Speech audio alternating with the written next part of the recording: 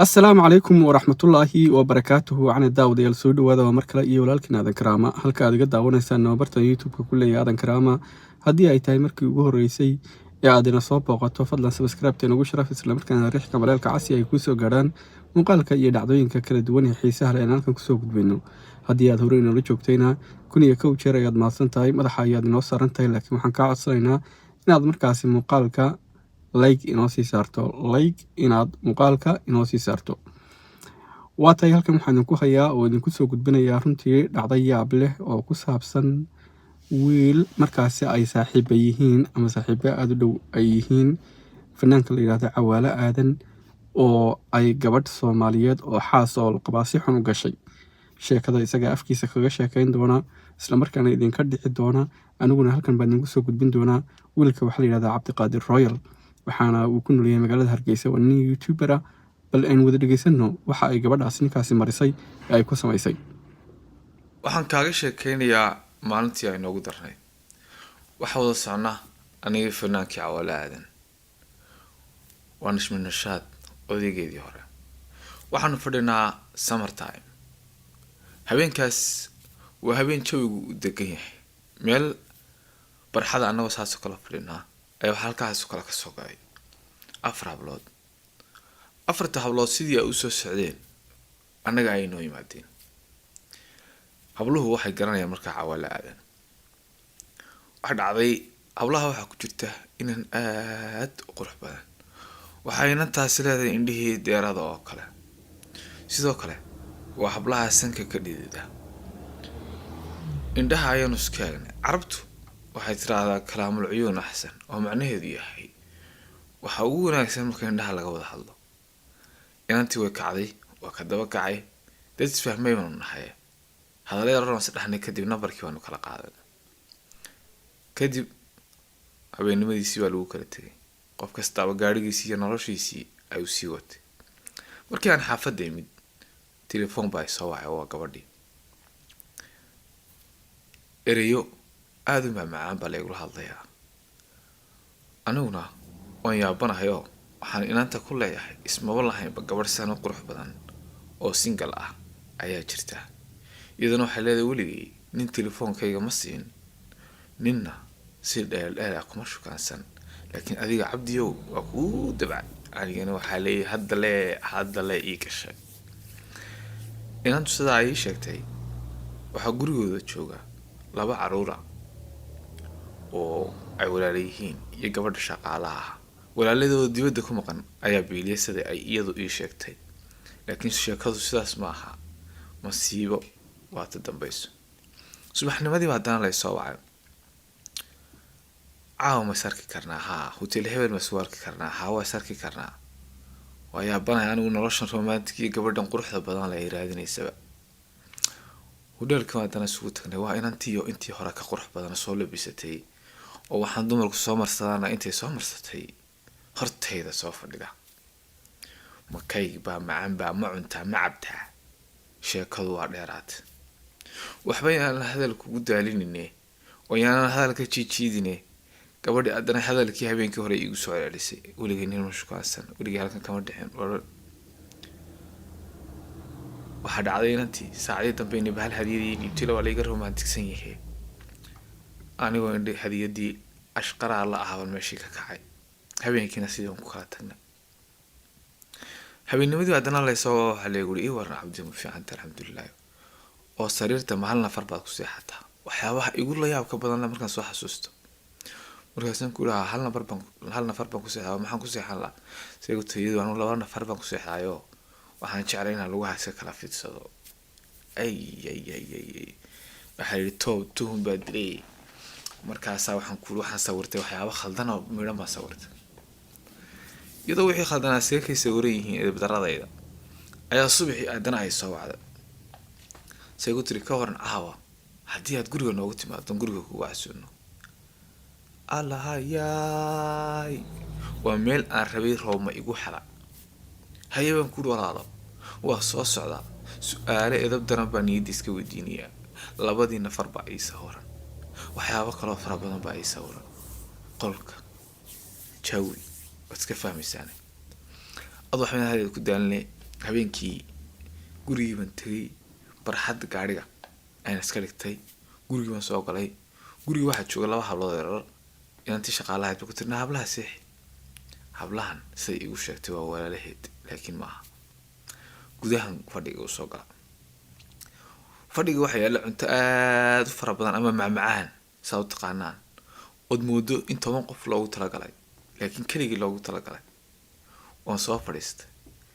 macmacaankii marba dhinac ka tiigsan dee macmacaan kalena dee anigii hor fadhiya macmacaanada fara badan waxaa dhacday in saacadihii leerarka waaweyn la baqtiinii la gaaray dam hadda unbay sheekada suuqa ay baxday hadal yar wax la isweydaarsanaya aad u macaan haddii aan khaldanayn habeenkii waxaan u maynaa roob yaro tiixtiixi inuu daayay waxaa dhacday anagoo hadaladii oo leerarkii raa macaana noo baxayaan ayuunbaa hal mar ilaahay ballankii albaabka gigigigigig wax ka soo siiyey on yaaba mise alla waa ninkaygii alla waa ninkaygii alla waa ninkaygii inna lillahi wa inna ilayhi raaji'uun waa ninkaygii ahaa alla waa ninkaygii cabdu hashaada baaskalood busitaa ra cabdu hashaada inna alla ilaahay yaa kartoon kaa dhiga alla yaa fadhiga kaa dhiga la xawla walaa quwata illaa billah adkaatay naxdintii fadhigii baan dabagalayoo iyadoo ordaysay taaradda u baxdayoo odaygeeda markaa 2 nin oo kale la socda deetana odaygeedii 2 nin kale oo 3 nin way soo galeen gurigii daaradda marka odaygeedii maray wuxuu ku yiri gaariga banaanka taagan muxuu hayo xaaji waa qaar baa dadka waa qaar kule iskaga sheekaysto habeenkii meesha iska dhigto okay inama ila saaxiib fadhiga no bahaleeyo fadhigii uu odaygu soo galo oo waxaan maanta ay yimid cunto macmacaano walaaliyana soo booqdayo okay anigu ayaa banahay bela ku degtay nimankiina way soo fadhiisteen oo mid baaba meesha anigu fadhigan ku hoos daba jiray dhabarkiisa soo saartay oo anigii gidaarkii baaba suuqaya arbudayba suuqaya qabtay aniga wadno wuxuu leeyahay bug hadaliguma hadhin waxaan isweydiinayaa uun talo aakhirada kula kulmi doonta dad hore dhintay waan soo xasuusanayaa talo hebel ma isku hebel kale wax weeyaan hadal kugu daalinay waxa iigu naxdinta badan waxay tahay silent telefoonka inaan galiyan ilaa waa ogay xaafadu way soo waxaysaa 100% wax weeyaan hadal kugu daalinay nimanku wax ka sheekaysanayaan ganacsi marakana ay waxay iibiyeen iyo huuha iyo braayo anigoo wadnahay gariirkiisa ka baqayaba in la maqlo ayuu telefoonku dhilim gabadhii waa message soo dirtay ma lagu arkaa dhilimtii nimankii maqleen arma telefoonkaaga mayo loo niman maqaasano waskaamuseen in kadib ninkii guriga lahaa kaco kabahaygu arkay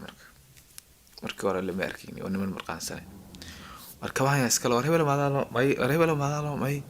uu gaadhina guriga hortaagay kabana halkan yaalaan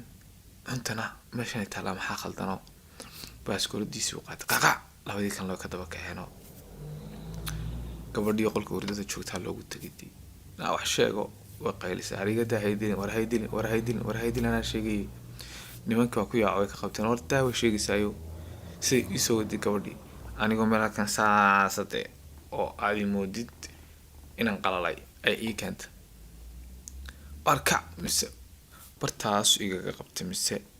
pull igu ka tibtay baashi inta badan dadka waxay qana waxyaabaha isticmaal baaskoolada iyo qoryaha way ka tibaan inta wali waxaan jeclahay hadii aan khaldanayn baaskoolada way baashi waa ka tibtay aan markaa ku dhacdan isleen hadin mid kamid ah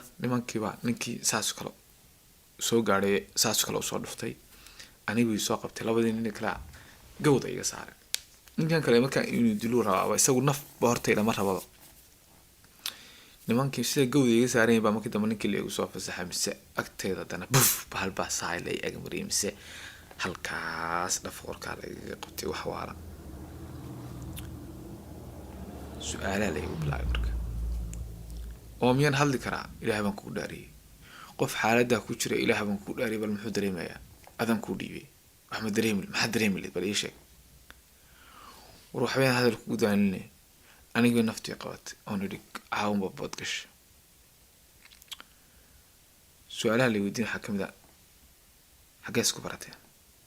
horta gabadha iyada oon idiin sheeka dhaafay qolkeeda kusoo xidha qab xaggee isku barateen baa laygu yidhi anoo gariirayan meeshaan isku baranay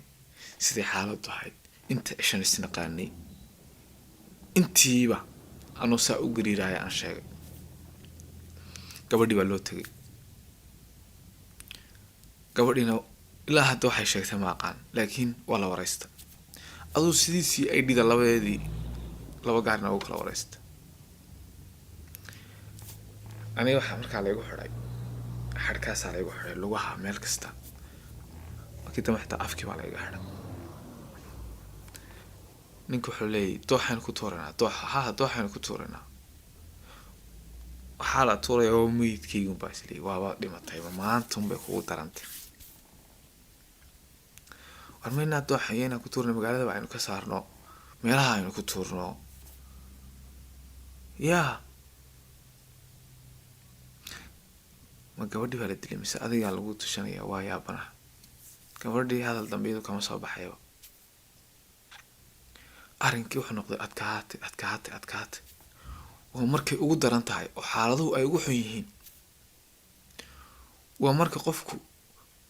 uu isweydiinaya ma haddaad dhimanaysaa ma mardhow baa lagu dilayaa maxaa lagu sameynayaa nimankii marba way tashadaano waxbay is idhaahdaano aduu nimankii mid kamida baa gaari qam uu baxayo uu soo noqdayo alaab aad moodo mudiye iyo balaaye iyo baasba meeshii lasoo saray miiskii lasoo saarayo hayaay aduu khashuushi maka ambanaysaa sidii khashuushi camalba ay sawirantay in laigu jarjaraayaba oo mise waynu jarjaraynayo been buu sheegayo markaasaa hadalkii laygu dhagabil war wallaahi inaanan been sheegin war wallaahi baanan been sheegin ashhadu an laa ilaaha illa allah war wallaahi baanan been sheegin war inay hebel banay war halkaasan galaa markaasna horta caadi u hadlay war inay hebel banay war halkaasan galaa bababa nimankii mid kamid a ay markaa ay gartay madayna hebelo haayo ma hubtahay haayo gaaraa cadda aabahayo xaafadii iyadanay raadinaysaba hooyi aabo waa la garaaco saldhigga booliiskana waa la garaaco askartii qoladii jaraa'idadana waa la garaaco askartii kuwii jaraa'idadii xaafadii faamilkii wixii oo dhan oo yaacaysa anoo saa wax xidhanlay gurigiimi aadna xadin weynaa yaa